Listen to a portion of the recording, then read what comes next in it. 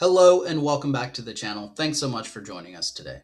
Now, I did a video not too long ago about wealth inequality, and it was probably one of the more passionate videos that I've done and also data heavy.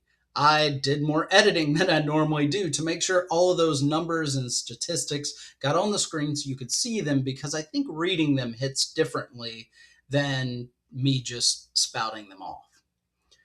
Most of the time, these videos, I'm just doing conversation. I'm not editing. So that one, if you're interested in seeing that, you like that style of video, please go check it out. Leave me a comment. I will be happy to start doing that in the future if it's something that people enjoy better.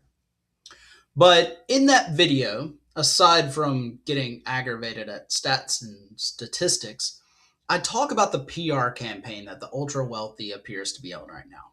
It seems like anytime that I see one of these billionaire figures, they're talking about one of three things.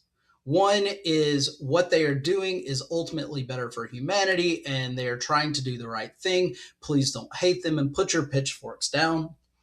The second is don't tax us. By the way, you can't tax us, it won't do any good. So, yeah, let me just keep growing my wealth tax free. Get off of this whole tax the rich thing. You know, teachers and queens. But the third is it feels like they are feeling out public sentiment and getting ready for something bigger. It's those conversations where they avoid talking about why they're building a bunker. Those kind of conversations where they're trying to get ahead of something and maybe there's something bigger ahead. I leave with that feeling sometimes. But regardless of what it is, I don't think that we can argue that they're not trying to pitch their existence as not a bad thing. I think that is really easy when you see the stats on everything that I talk about in that video, like homelessness or rising cost of living. And then you, at the same time, you see people that they clearly have no problem with money. They're, involved in politics and, breaking records of how much wealth a single person can have.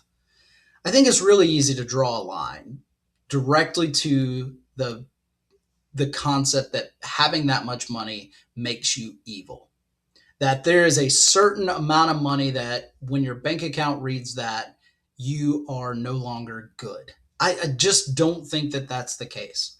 I think that capitalism is a great system when done correctly and maintains proper guardrails, which I know before anybody hits on that piece, we need proper guardrails and they are diminishing or gone at this point in time.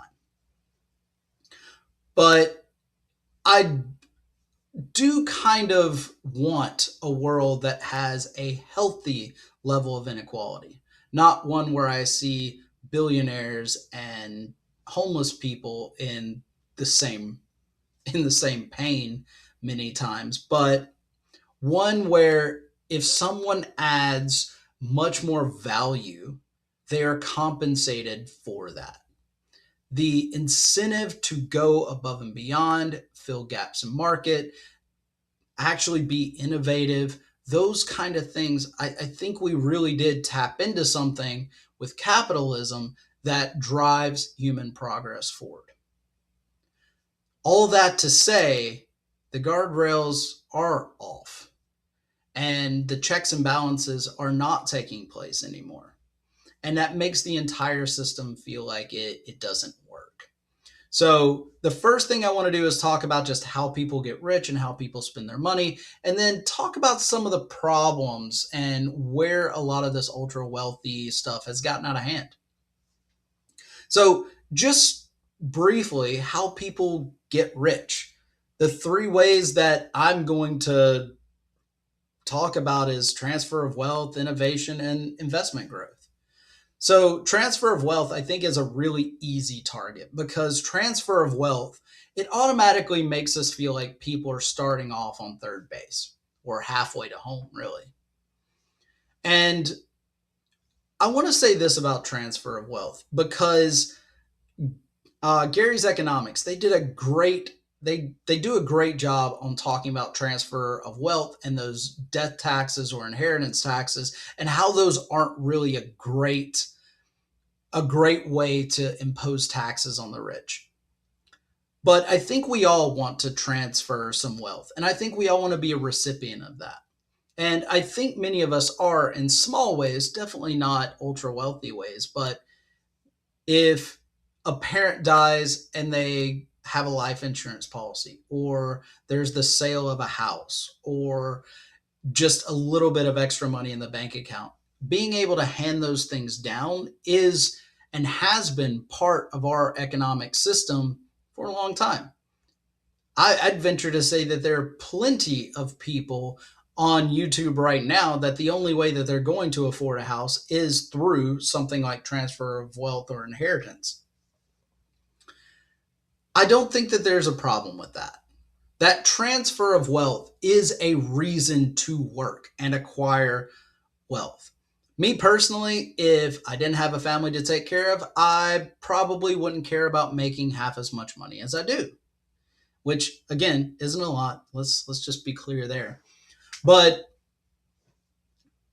being able to transfer wealth and provide a little bit of comfort and know that after I'm gone, people can continue the lifestyle that they've enjoyed because of my work and the money that I've accumulated. That feels good, and that is a goal and a driver for many people. But the transfer of wealth tax or the inheritance tax, the problem with that being the sole way that we're really looking at capturing tax funds from the ultra wealthy, the problem is one, you get to hide a lot right before you die and minimize that tax burden still. But the biggest problem that I have is it's just go and grow your wealth however much you want. And, when you're at the end of your life, we'll collect ours then. I'm sorry, but our economy needs money now. And the government's not going to let me wait and pay my taxes at the end of my life. So we need to be taxing on a regular basis to stimulate our society now, not in 50 years, not in 30 years, now. And the idea of kicking that can down the road that far, it just really doesn't work out. And it makes this problem even bigger. I just don't think that's great. But I probably did a really terrible job of explaining the pitfalls of that. But go check out Gary's Economics and the piece that he did on that. It really is great how he talks about this transfer of wealth tax. But the next thing is innovation and business activity. I did mention if somebody makes something that makes everyone life better, then yeah, let's incentivize them to do those things. Let's encourage innovation in our economy and let's encourage business activity. All business activity doesn't have to be innovative, but it can still fill a gap in the market and make everybody's life better. It's not about being an entrepreneur and owning your own destiny and all of that stuff. That's not what it's about. It's about just simply adding surplus value to the market. And we all participate in both of these things. If you have a job, a 9 to 5, you are participating in business activity. You are offering up a good or a service, your labor or your thoughts and ideas. You are offering that up and getting something back. That's a business transaction. And it takes billions of these transactions to make our world really work. And in that, you are going to have a level of innovation. It doesn't really matter if you're working at a fast food joint flipping burgers, you can still have some level of innovation. That can be just a better way to communicate. Maybe it's a better system that makes you a little bit faster than most people. All of these small innovations create more value inside the system. And so I don't think that there is a problem with that by itself. And then the last is investment growth. I hope that everybody is investing and your investments are growing. If you're not, do that. But we all should be and are able to get some investment growth. I understand that compounding works. When you have a lot of money, it grows much faster. And when you have a lot of money, you get a chance to invest in other things. But the fact remains the same, that even if the rapid rate of return is more rapid when you have a lot of money, that doesn't mean that that's a bad vessel of growing your wealth. And it is available to everyone based on how much they put in, based on how much value they generate in the market, and how much they're willing to save. So I don't think that that makes the ultra rich really any different. They're still the same three vessels of how to get rich. Now, how people spend money, I think, kind of follows that same guideline. We all consume, we all need food, entertainment, housing. We consume. And when you're ultra wealthy, your consumption is higher, obviously. But that is the main way that we spend our money, is consuming, or in a perfect system, which we don't have one of those. But people are going to consume. The next, they're going to invest. Again, investment growth. That's how people get rich. I hope that absolutely anyone who hears this is saving money. I don't care if it's a little, I don't care if it's a lot. We should all be saving money, and we should all find something that we can invest it in that helps it grow, because our dollar is not getting any stronger. We should be investing it, trying to make that grow however we can. Saving is a part of getting wealthy, and it's part of honestly just living in an economy. You've got to save. And then the last is legacy building, whether that's charity, whether that's giving time and investing in people, whether that's having a family, or whether that's donating tons of money to get your name on a plaque of a hospital. Legacy building is just the natural human inclination to want to be remembered, and be remembered for the good things. And spending money on that is something that most people do, especially when you're ultra wealthy or very involved in your community. The way that these things happen, the scale to which these happen, yes, they are very different, but everybody is participating in these basic activities. And these are also the activities that can make people extremely rich. I don't think there's anything wrong with any of these points. But let's talk about where it gets out of hand, because this is, I think, what everybody is rolling their eyes about. Yeah, sure, everybody invests, but I don't have billions to invest. No, I get that. But here's where it gets out of hand. To get rich, especially now, requires a certain level of exploitation. It just does. If I own a company and I hire somebody to help me, and I founded everything, I put collateral up, I took a lot of risk, and all they're doing is assembling widgets on a line, the value that I'm bringing in is higher than the value that they are contributing. But at the same time, it needs to be fair. And I think that in a society where we're trying to constantly maximize our margins and the amount that we bring in, we have the ability to look at all the other factors as inhuman, as unconnected. And it turns into a I've got to get mine mentality. And if that's how that wealth is accumulated, if it's not done in a healthy way, if it is paying people subpar wages just to lower the margins, I think that that is something that has just spread through our entire economy, that is now part of the very system. And now we have to ask ourselves, what is actually good? Am I willing to do these things to become ultra wealthy, or am I willing to play a little bit more fairly with everyone that's involved in my business? And no, I won't make as much money. No, I won't be, a billionaire, but I sleep really well at night. I think that those pieces are missing. We do not reward fair treatment, we reward exploitation. And as long as the system does that, it's going to be a means to get rich. And then it's a battle of moral fortitude, which most people will lose. So yeah, exploitation I think is probably where this gets out of hand right out of the gate, and everything else can fall under that to some extent. But this exploitation, you've got to do some level of it to get ahead. It's just how much. And what we're seeing a lot of now is a lot of exploitation.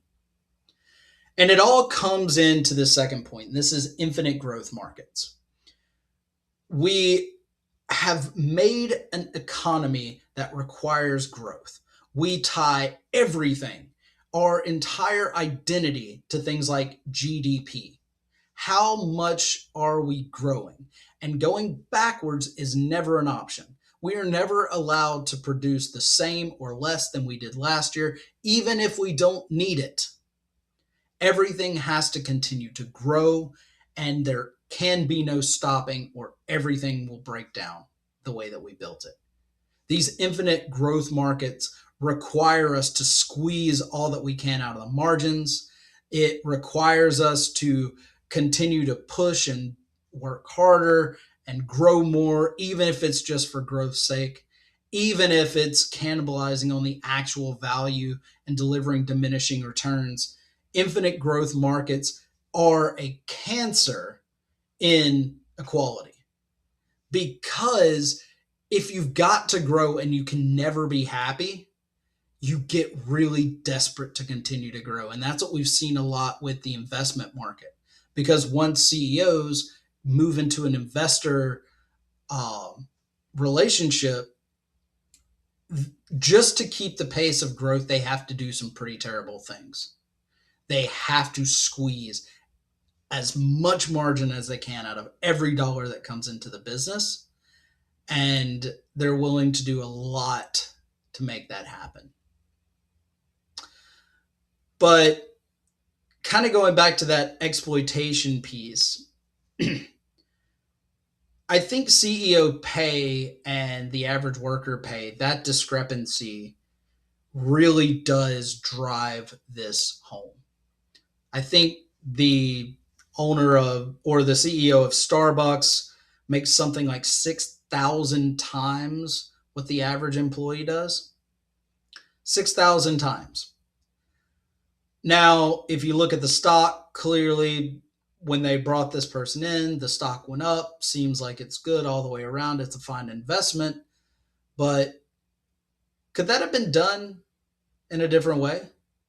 Because here's the thing. For every $1 million, you could be pumping that back to your couple thousand employees.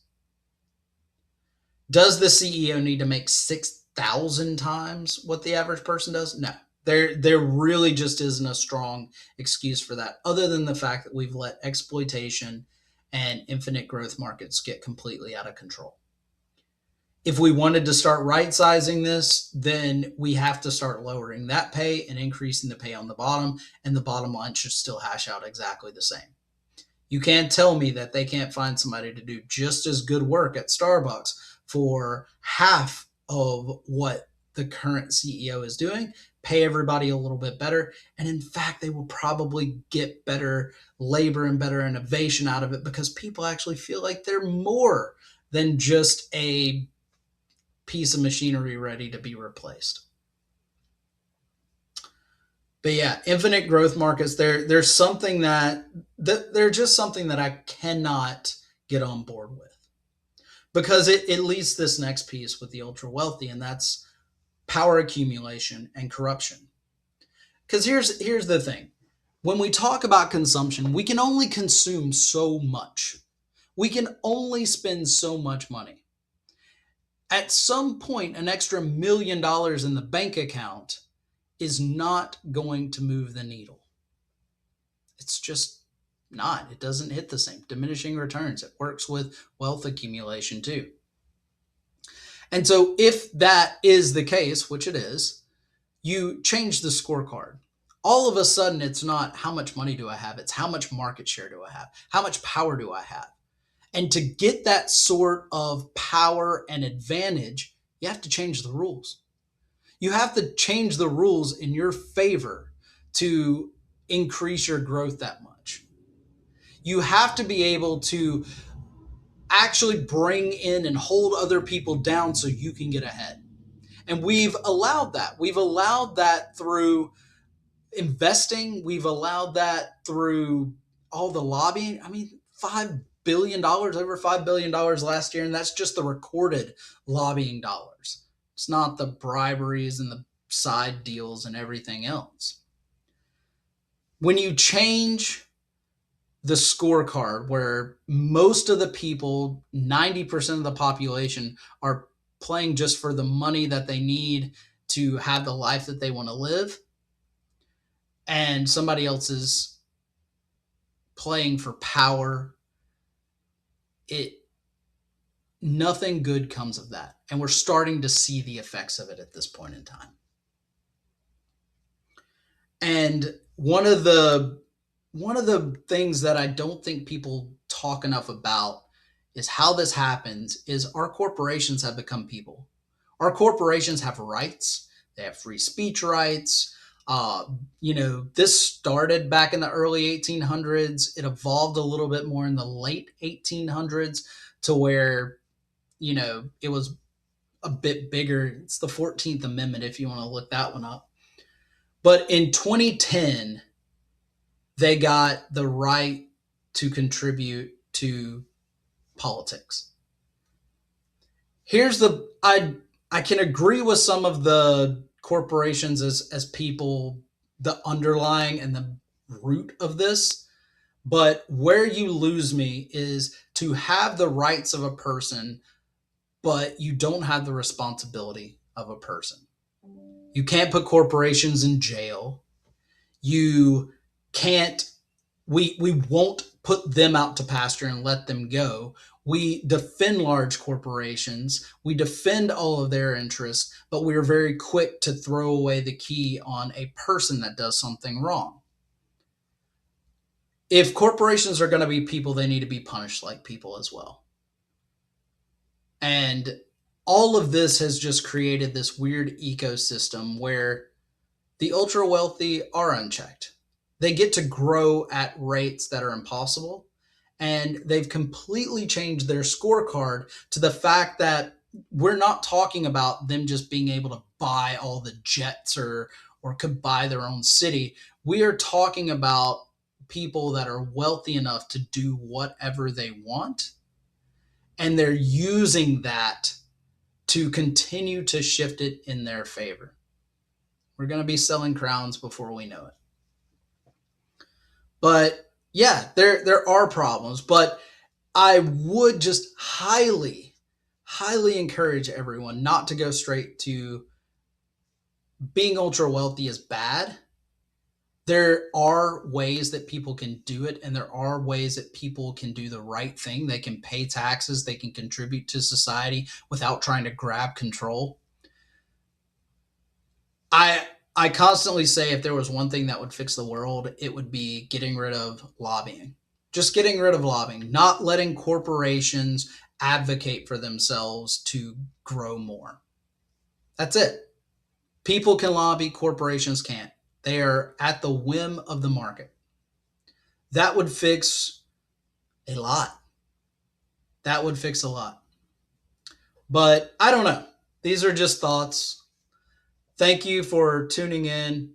I know these are just ranting conversations, but I think that they're important. They're important for me, and I think they're important for other people to hear someone else's opinion as well. So what are your thoughts? Is being ultra wealthy an original sin? What's the number in a bank account that makes you evil right off the bat? Let me know in the comments. I hope you tune in next time. Until then, please take care.